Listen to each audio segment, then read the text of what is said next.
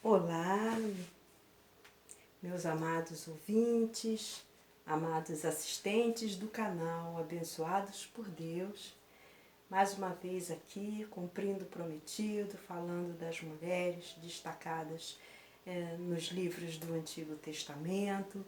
E como eu prometi, hoje a gente ia falar das mulheres do livro de 2 Samuel. Antes de eu começar a falar, eu quero me apresentar. Eu sou a diaconisa Cláudia Oliveira, sou do canal Abençoados por Deus.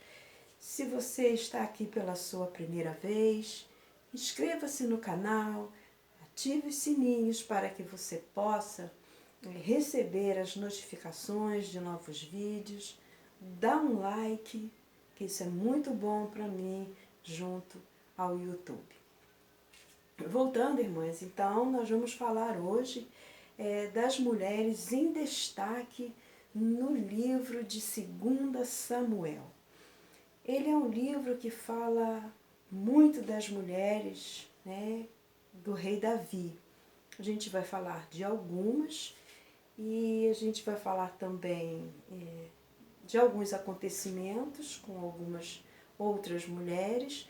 Vamos citar também mulheres que estão anônimas, mas que fizeram partes do livro e que se destacaram. Então a gente vai começar assim pelas mulheres do rei Davi, né? Vamos falar das esposas do rei Davi, e é importante falar isso porque destaca assim a força do clã, né? Do rei Davi, do clã do rei Davi, que naquela época, naquela sociedade oriental, o fato de um monarca eles terem assim várias esposas, muitos filhos, isso era como se fosse um sinônimo de grandeza, de poder. Quanto mais, maior o poder. Então, quanto mais filhos, quanto mais esposas, mais poder aquele rei teria, né? Ele teria grande importância, vamos dizer assim. Então eu separei algumas esposas, os filhos, o significado do nome de cada uma, o que elas fizeram, qual foi a sua importância junto ao rei. Vamos começar por Ainoã. Uma curiosidade é que essa Ainoã que a gente vai falar, que é a esposa do rei Davi, ela por coincidência tem o mesmo nome da rainha, da esposa de Saul. Mas não são as mesmas pessoas. A Ainoã, citada no livro de 1 Samuel, é a esposa do rei Saul, a famosa rainha apagada, porque não teve uma participação assim de destaque na vida do rei. E essa Ainoã que a gente vai citar agora, ela é da cidade de Jezreel, né? Ela foi capturada por Davi durante um período de guerra e assim ela casou, tornou-se esposa do rei Davi. E ela teve seu primeiro filho, né, de Davi, foi com ela. O nome dele era Aminon, né, primogênito, né, de Davi. E o nome de Aionã, ele tem o seu significado como aprazível. Depois de Ainoã vem Abigail, né, que todo mundo conhece a história de Abigail e em que circunstâncias ela foi parar nas mãos de Davi, porque por qual circunstância ela acabou tornando-se a esposa de Davi. Viúva, rica, né, viúva de Nabal. O seu nome tem o significado de alegria, né? E ela foi mãe do segundo filho de Davi, Quileabe. Depois de Abigail, a gente vai falar de uma mulher chamada Maaca. Ela era filha de Talmai, né, rei de Gesur. Ela foi mãe de Absalão. E de Tamar também, tiveram um casal, Absalão e Tamar. E depois eu vou falar algo que é sobre Tamar também. Seu nome tem o significado de opressão. Passando Aionã, passando Abigail, passando Maaca, temos mais uma mulher sendo esposa de Davi, que é Agite. Ela foi mãe do quarto filho de Davi, Adonias, né? E o significado do seu nome é festiva. Mãe do quinto filho de Davi, Abital, né? Tem o seu significado, o nome, né? O significado do seu nome é meu pai é orvalho.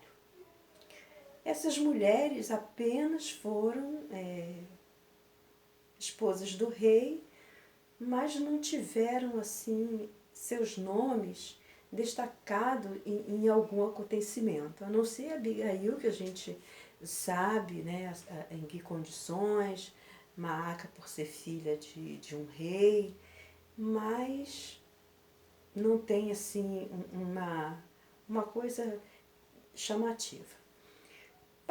Saindo, né, dessas mulheres, a gente vai falar de uma outra esposa de Davi que se chama Eglá. Seu nome tem um significado bonitinho, significa ovelha, e ela foi mãe de Itrião, né, o sexto filho de Davi. Se as irmãs, se os irmãos, se os ouvintes vierem contar, vão falar assim, mas tem mais um. Não, a gente só está contando da linhagem masculina, porque Ainoã teve o primeiro, Aminon, depois Abigail teve Quileabe, Maaca que teve os dois, Absalão e Tamar, né? Depois vem Agite, que teve Adonias, e Abital, que teve Cefatias, que era o quinto filho de Davi, e Eglá tem o sexto filho de Davi, chamado Itreão. Partindo daí, vem Batseba, né, que assume assim todo o contexto, todo o protagonismo do livro de 2 Samuel, né, mas de uma forma negativa. Todo mundo conhece, né, o contexto da história de Batseba com o rei Davi, né, um envolvimento assim escandaloso que causou até a morte, né, do seu marido, um capitão do exército, né, do rei Davi, uma pessoa importante, uma pessoa que teve assim, um cargo, podemos dizer, importante no exército, e por conta desse envolvimento, situações adversas, que eu não vou falar aqui, porque a gente está falando dela só, não do que aconteceu, e ela acabou, depois disso tudo, desses acontecimentos todos, depois de tudo resolvido, vamos dizer assim, ela casa, né? Ela fica casada, ela se torna esposa do rei Davi e assim tem o filho Salomão, além de outros. Mas o que se destaca mesmo é Salomão, que torna-se rei na morte de seu pai. Aí tem Tamar, a irmã de Absalão, né, que é filha do rei Davi. Acontece, né, um acidente trágico com ela foi violentada, ela foi abusada pelo seu meio-irmão Aminon, e por isso ela tem, né, o seu nome como destaque no livro. E temos Rispa, né, que significa, Tamar significa palmeira, tá? E temos Rispa, né, que o significado do seu nome é uma pedra quente. Nós conhecemos a história de Rispa. Rispa teve ali seus filhos condenados, foram enforcados e jogados. E ela ficou ali, né, tomando conta do cadáver, né, dos cadáveres dos seus filhos, por todo o verão, aguardando assim um sepultamento, mas ali protegendo contra as aves de rapina. É por isso que ela se destaca no livro assim de 2 Samuel. E entra também, depois disso tudo, a gente vai falar das mulheres anônimas. Nós temos 2 destaques, né, de mulheres anônimas no livro de 2 Samuel, que é a mulher de Tecoa. Tecoa é uma cidade israelense. E o que aconteceu com ela é que ela foi manipulada, né, por Joabe e para enganar, né, contar uma história, para poder enganar Davi, para que perdoasse assim Absalão. Por isso que ela entra na história. E também temos a mulher de uma cidade chamada Abel Bet Maaca.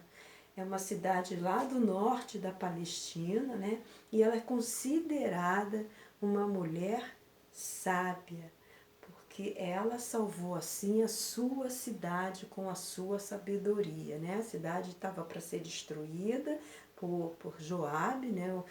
Um homem muito impulsivo, e ali ela, com muita sabedoria, conversou e assim conversou com Joabe, e ele conseguiu livrar a sua cidade da destruição, porque era uma cidade assim muito importante, de grande importância. E aí a gente fica por aqui. Eu resolvi falar apenas do livro de 2 Samuel hoje, por conta do vídeo não ficar muito longo, não ficar muito cansativo. E em breve a gente volta com o próximo. Muito obrigado pela atenção de vocês e até lá.